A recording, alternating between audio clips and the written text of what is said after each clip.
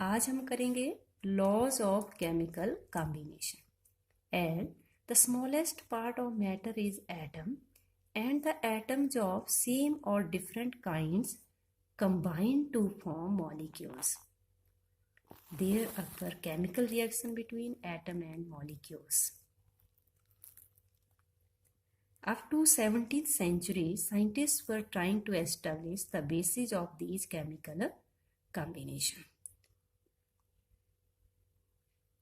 तो एटम्स किस टाइप से आपस में कंबाइन करके मॉलिक्यूल्स बनाते हैं या कंपाउंड फॉर्म करते हैं या डिफरेंट रिएक्टेंट्स आपस में कंबाइन होकर के प्रोडक्ट बनाते हैं, ये हम इसमें पढ़ेंगे लॉज ऑफ केमिकल कॉम्बिनेशन में।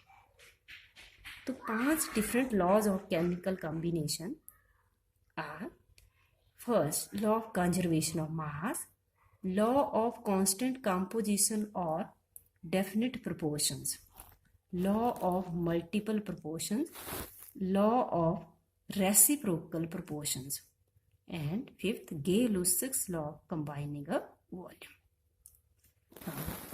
First, law of conservation of mass. This law deals with the relation between the mass of reactants and products formed during a chemical reaction or physical change. और ये law दिया था French chemist एलवाइजर ने, जिनको कि father of modern chemistry कहा जाता है, इन 1789 में।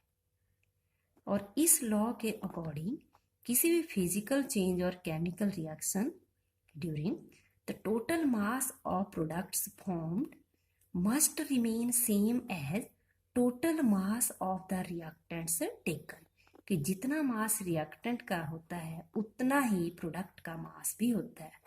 मतलब कि मैटर को हम ना तो क्रिएट कर सकते हैं ना ही डिस्ट्रॉय कर सकते हैं। इसलिए this law is also known as law of indestructibility of matter.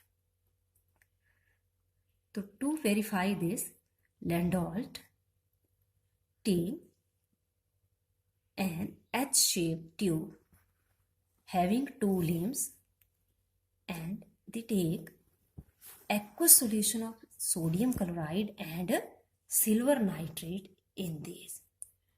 The tube was weighed before experiment, and then on shaking the tube, the mixing of 2 solutions take place, and a chemical reaction takes place between sodium chloride and AgNO3 in their aqueous solution. और ये reaction बच्चों हमने 10th class में भी पढ़ी थी।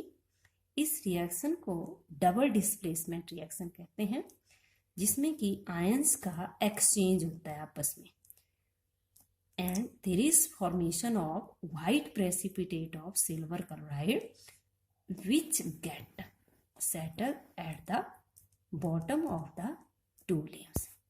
The tube was again weighed after experiment, and the mass of tube before and after experiment was found to be same.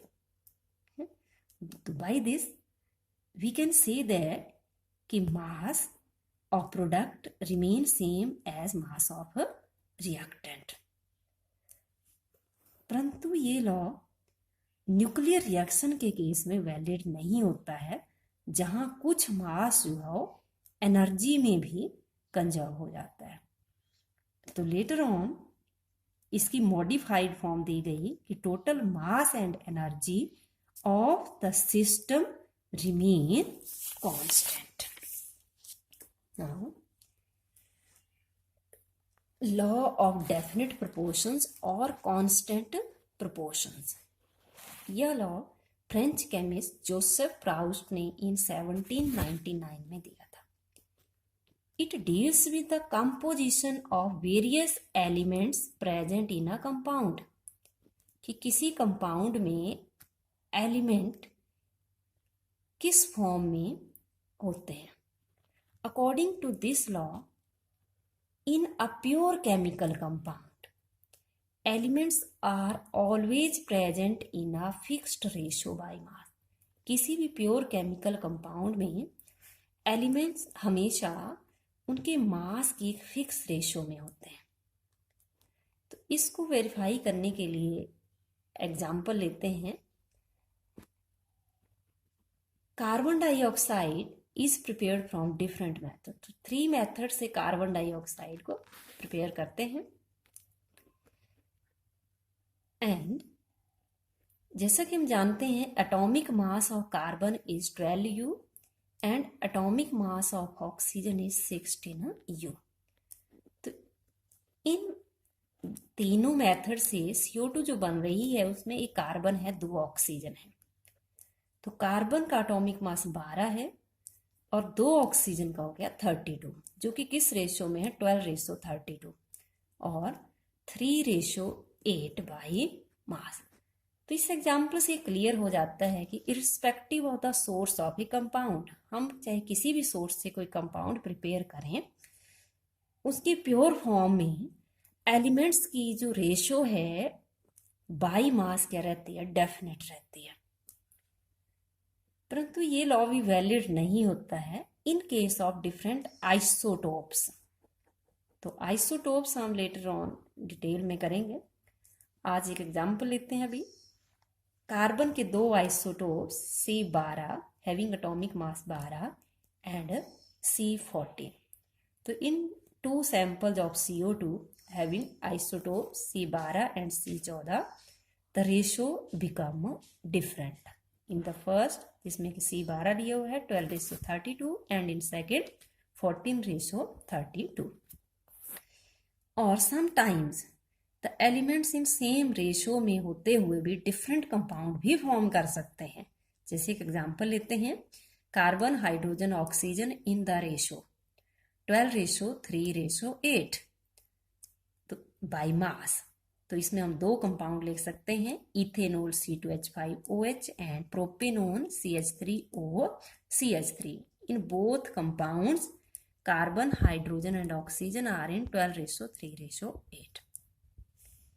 And third, law of multiple proportions.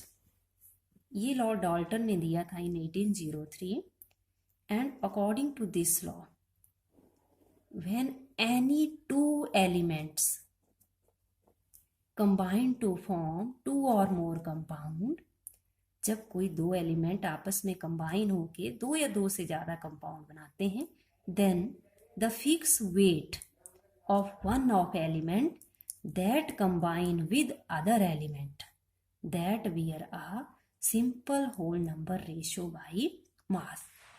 तो इसको समझने के लिए एक एग्जाम्पल लेते हैं। 2 एलिमेंट्स नाइट्रोजन एंड ऑक्सीजन।